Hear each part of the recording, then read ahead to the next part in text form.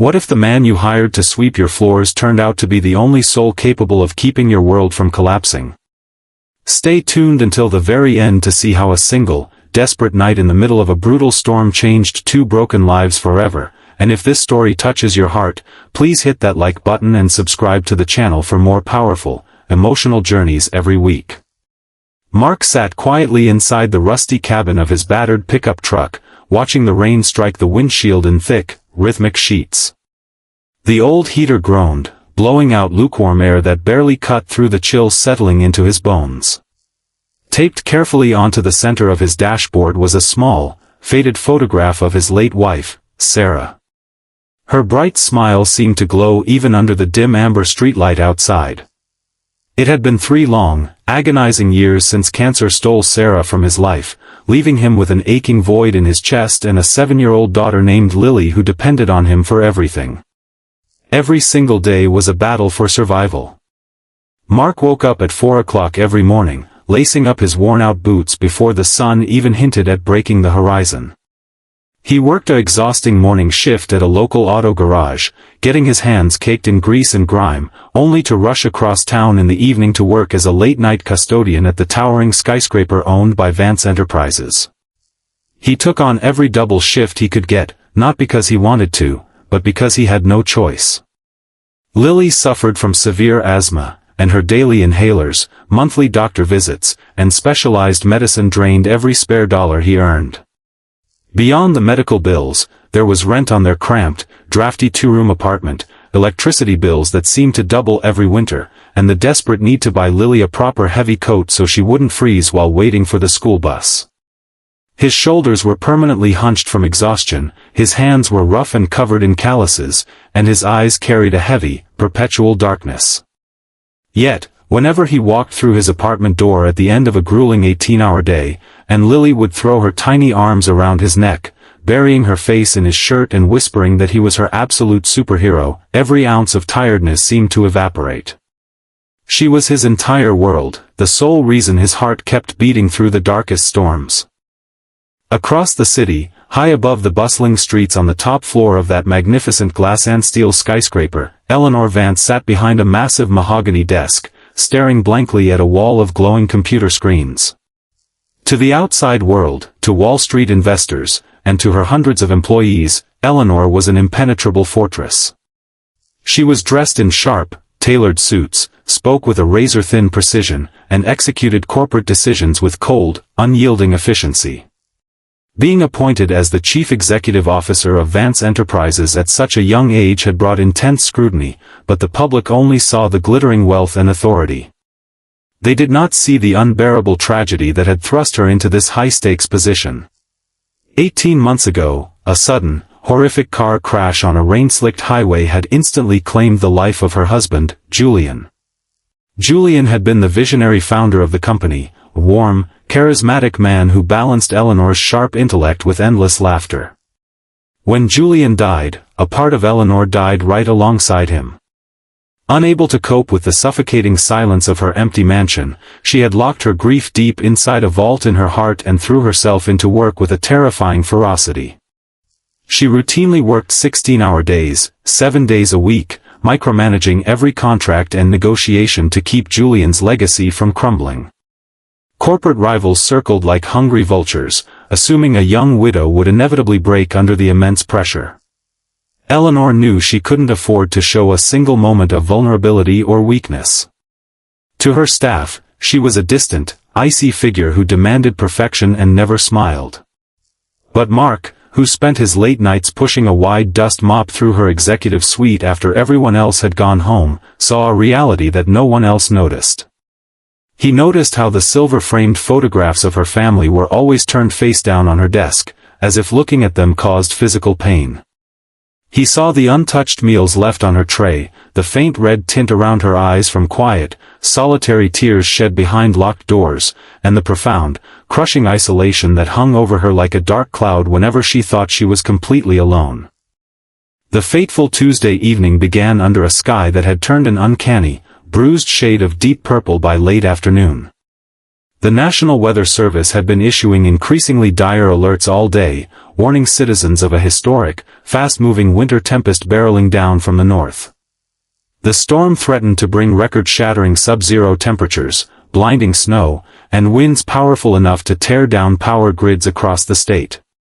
By 6 in the evening, most businesses had evacuated their offices, rushing their employees home to safety. But Eleanor flatly refused to leave her office. Vance Enterprises was in the final stages of negotiating a critical multi-billion-dollar merger, a massive deal that Julian had spent years conceptualizing before his death. Board members were threatening to pull out, and Eleanor was convinced that if she stepped away from her desk for even a few hours, the deal would collapse, destroying everything her husband had built. By 8 o'clock, the full fury of the blizzard slammed into the city with terrifying force. Sheet after sheet of freezing rain turned to heavy, blinding ice, snapping major power lines and bringing traffic across the metropolitan area to a complete, frozen standstill. Deep in the belly of the high-rise, Mark was finishing his routine maintenance on the lower floors when the entire building suddenly shuddered. A deafening pop echoed through the utility shafts, followed immediately by total darkness as the main electrical grid blew out. Within seconds, the emergency backup lights flickered on, cast in an eerie, dim red glow, but almost instantly, a loud mechanical grinding noise signaled that the central emergency generators had suffered a catastrophic mechanical failure. The vast, 90-story skyscraper was plunged into near-total darkness and complete silence, isolated in the middle of a roaring, frozen tempest. Standing in the basement utility hallway, Mark immediately realized the gravity of the situation. Without the main electrical grid or the emergency generators, the building's complex HVAC and central heating systems were completely offline. High-rise buildings constructed primarily of glass lose their internal heat rapidly during severe winter freezes, and the temperature outside was dropping deep into negative numbers. Mark gathered his heavy-duty flashlight, checked his tool belt, and prepared to secure the building before attempting to make his way home. But then, a chilling realization hit him like a physical blow. He remembered seeing the lights still burning on the executive suite floor right before the power cut out. Eleanor Vance was still up on the top floor. He tried using the building's internal landline intercoms, but the lines were dead. He checked the elevators, but they were completely frozen between floors without power. Knowing that the temperature inside the upper floors would plummet to dangerously low levels within minutes, Mark made a choice. He couldn't just walk out and leave another human being stranded in the dark. Grabbing a heavy canvas bag filled with emergency supplies, extra thermal blankets from the break room, and his industrial flashlight, Mark headed directly for the stairwell. The climb up 40 massive flights of stairs was an excruciating ordeal. The concrete stairwell was pitch black, illuminated only by the thin, swinging beam of his flashlight, and the air was growing rapidly colder with every floor he ascended. Mark's heavy work boots clattered against the metal steps as his lungs burned for oxygen and his tired muscles screamed in protest. With every flight, the sound of the storm outside grew louder, a roaring, monstrous howl of wind clawing furiously at the exterior glass panels. Thoughts of Lily waiting safely with her grandmother at home kept his legs moving forward through the burning exhaustion. After what felt like an eternity of continuous climbing, Mark finally burst through the heavy fire doors of the executive floor. The top-floor suite, normally a testament to modern luxury with its sweeping, panoramic views of the city skyline, was now a freezing, dark cavern. The floor-to-ceiling glass windows were covered in thick, creeping ice crystals on the outside, rattling violently under the relentless battering of gale-force winds. The temperature in the room had already dropped precipitously, turning every breath Mark exhaled into a thick plume of white mist. "Ms. Vance?" Mark called out, his deep voice echoing nervously through the vast, empty open-plan office. "Ms. Vance, are you up here?" There was no answer, only the terrifying screech of the wind pushing against the glass. Sweeping his flashlight beam across the room, past the deserted cubicles and dark computer monitors, Mark hurried toward the corner office. He pushed open the heavy double doors and froze. Eleanor was lying on the hardwood floor near her desk, curled into a tight, defensive ball. She was wearing only a thin silk blouse and a tailored pencil skirt, totally unprepared for the sudden drop in temperature. Her body was shivering uncontrollably, her skin was pale as marble, and her lips had already taken on a terrifying, bluish hue, the undeniable early signs of severe hypothermia brought on by the rapid freeze. Panic surged through Mark's chest, but his instincts as a father and a protector instantly overwhelmed his fear. Drop-kicking his supply bag to the floor, he rushed to her side and knelt down. "Ms. Vance. Eleanor. Can you hear me?" Mark urged, gently lifting her shoulders off the freezing floor. Eleanor's eyes fluttered open slowly, clouded with confusion, disorientation, and pure terror. She couldn't speak, her teeth were chattering so violently that no articulate sounds could escape her throat. She looked at him with wide, frightened eyes, barely recognizing the man who cleaned her office at night.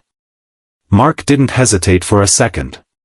He unzipped his own heavy, fleece-lined work jacket, stripped off his warm flannel shirt, and gently wrapped the thick garments around her fragile frame, tucking them tight against her neck. He took her frozen, ice-cold hands between his own rough, calloused palms and began rubbing them vigorously to stimulate her failing blood circulation. "You're going to be okay," Mark said, his voice steady, low, and reassuring amidst the howling storm. "I've got you. You're not alone up here. Just breathe with me, stay awake." Realizing that remaining on the top floor near the massive glass windows was an absolute death trap as the storm intensified, Mark knew he had to move her to a safer location immediately. The thin glass was flexing visibly under the wind pressure, and the cold air was pouring through the seals like ice water. Without asking for permission, Mark gently slid his arms under Eleanor's knees and back, lifting her slender frame into his arms. She was surprisingly light, completely spent of all physical strength.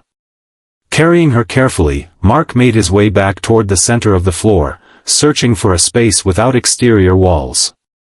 He located a heavy, reinforced maintenance and electrical utility room situated in the concrete core of the building's central pillar. It was a windowless, compact room filled with industrial shelving, paint cans, and spare equipment, completely shielded from the raging elements outside. Mark carried Eleanor inside, set her down gently against a stack of clean canvas drop cloths, and closed the heavy steel door behind them, instantly cutting out the deafening roar of the storm. The space was pitch black, lit only by the single flashlight Mark set upright on a shelf, casting a soft, warm glow across the concrete walls. Mark immediately got to work. Using his emergency toolkit, he assembled a portable, battery-operated space heater he had dragged up from the maintenance staging area, while also carefully lighting a set of long-lasting emergency candles from his kit to generate both light and a steady source of radiant heat. He draped two thick, clean wool-moving blankets over Eleanor, bundling her tightly until she was fully protected from the lingering draft. For the first 30 minutes, very few words were spoken. Mark stayed on his knees beside her, continuously rubbing her arms and hands, ensuring that the warmth was returning to her body. Slowly, the violent shivering began to subside. Color returned to Eleanor's cheeks, and her breathing gradually evened out. As the physical danger of hypothermia retreated, the overwhelming psychological weight of the night, and the last 18 agonizing months, seemed to hit her all at once. Surrounded by concrete walls, lit by the quiet flickering of a candle, and sitting beside a man who had carried her through the dark, the thick, impenetrable armor that Eleanor Vance had worn for years suddenly cracked wide open. A single tear spilled over her eyelashes, tracing a clear path down her cheek, followed rapidly by another. Within moments, the powerful, cold CEO was weeping uncontrollably, burying her face in her hands as deep, painful sobs racked her body. It was not a cry of physical pain, but the sound of a human soul completely overflowing with suppressed grief, exhaustion, and loneliness. Mark didn't try to offer empty platitudes or tell her to stop crying. He simply sat down on the cold floor beside her, pulled a clean handkerchief from his pocket, and handed it to her, offering a quiet, supportive presence in the small, warm room. "I'm sorry," Eleanor choked out between sobs, her voice trembling and weak. "I'm so sorry," you shouldn't have to see me like this. You shouldn't have risked your life to come up here for me.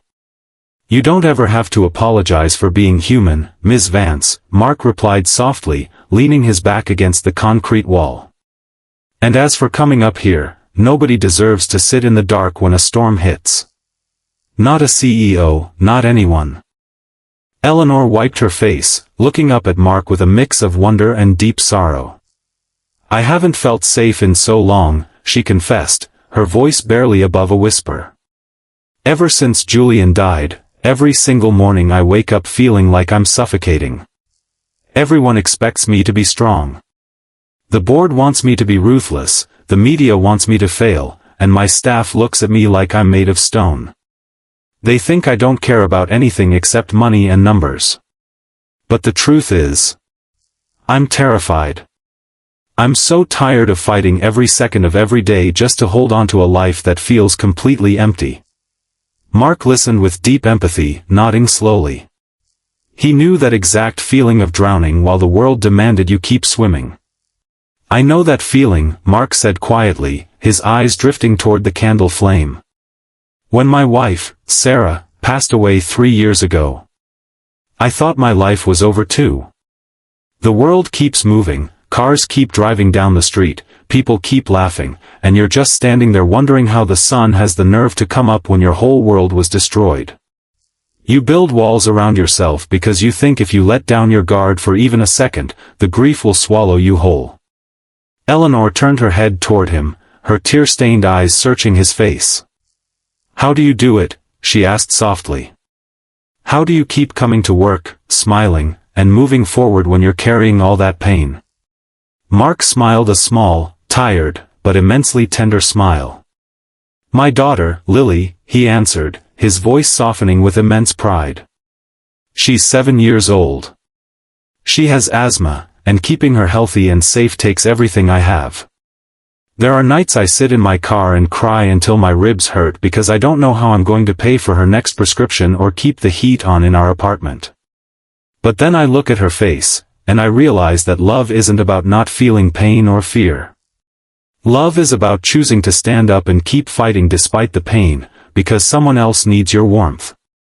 For hours, while the tempest raged outside the sealed tower, the vast socio-economic gap between the wealthy CEO and the struggling maintenance worker vanished entirely. They sat side by side on the floor of that tiny utility room, sharing stories of loss, memories of the loved ones they had lost, and the quiet, terrifying anxieties of their daily lives. Eleanor talked about Julian's warm sense of humor, his dream of using his business to build a better community, and the paralyzing fear she felt that she was failing his legacy. Mark talked about Sarah's love for gardening, Lily's bright laughter, and the simple, humble dreams he held for his daughter's future. In the quiet darkness, two lonely, broken souls found a profound, unexpected sanctuary in each other's shared vulnerability. As the clock ticked toward 4 in the morning, the violent, howling winds outside slowly began to lose their fury, gradually receding into a low, gentle whisper. The worst of the historic blizzard had finally passed over the city, leaving behind a quiet, snow-covered world. Inside the utility room, the candle had burned down to a small, glowing stub, casting soft, warm shadows against the walls. Eleanor felt a profound sense of peace wash over her, a stillness she hadn't experienced in 18 months. The terrifying emptiness in her chest felt just a little bit lighter, filled by the genuine human warmth and kindness of the man sitting next to her. She turned her body toward Mark. He was sitting with his eyes half closed, physically exhausted from the stair climb and the long hours of staying vigil, but still steadfastly holding his position as her protector. Eleanor reached out with a light, trembling hand and placed her fingers gently on his wrist. Mark opened his eyes, looking at her with deep concern. "Are you feeling cold again?" he asked softly. Eleanor shook her head slowly. Moving closer to him, she reached up with both hands, gently grasping his shoulders, and pulled him close. She rested her forehead against his chest, right over his steady, beating heart, letting out a long, shuddering breath. The simple, raw comfort of his presence was overwhelming. She tilted her head up, her eyes locking onto his with absolute honesty and vulnerability, and whispered softly into the quiet room, "I need you tonight, please don't leave me alone in the dark." Mark felt a wave of profound tenderness wash through his soul. He didn't move away, nor did he make any demands or misunderstand the depth of her plea. He simply wrapped his strong, warm arms around her shoulders, pulling her gently against his chest, wrapping her in his jacket and the heavy wool blanket. "I'm right here," Mark whispered back gently into the quiet darkness. "I'm not going anywhere. You're safe." Eleanor closed her eyes, resting her head comfortably against his shoulder, feeling the gentle, rhythmic rise and fall of his breathing. For the first time in years, she felt completely secure, letting go of the constant need to control everything around her.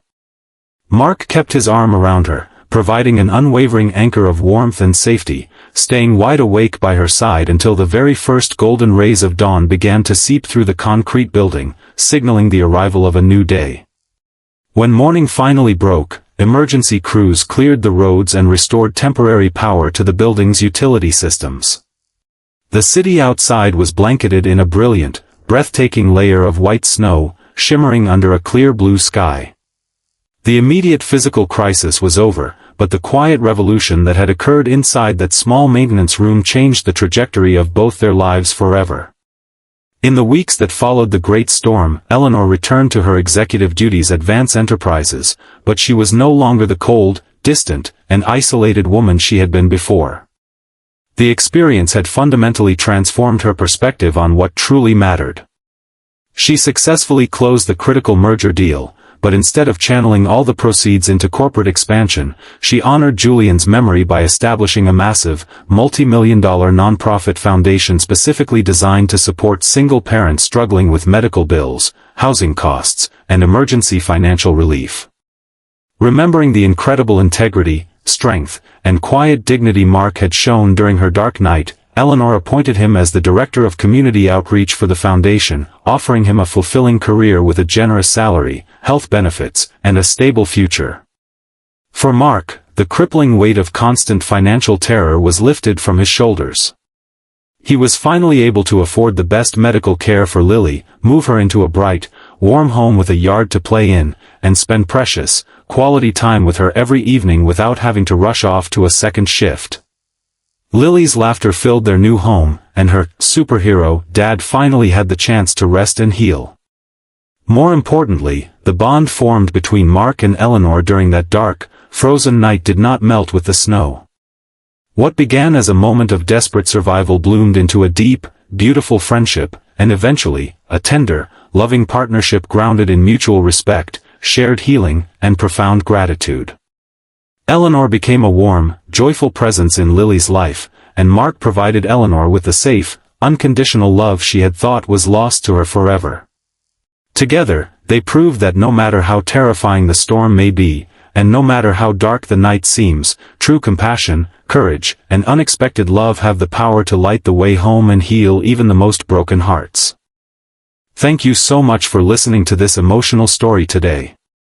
If Mark's selflessness, Eleanor's journey of healing, and their incredible connection inspired your heart, please leave a like on this video, share your thoughts in the comments below, and don't forget to subscribe to our channel for more uplifting, heart-wrenching, and powerful stories that remind us of the strength of the human spirit.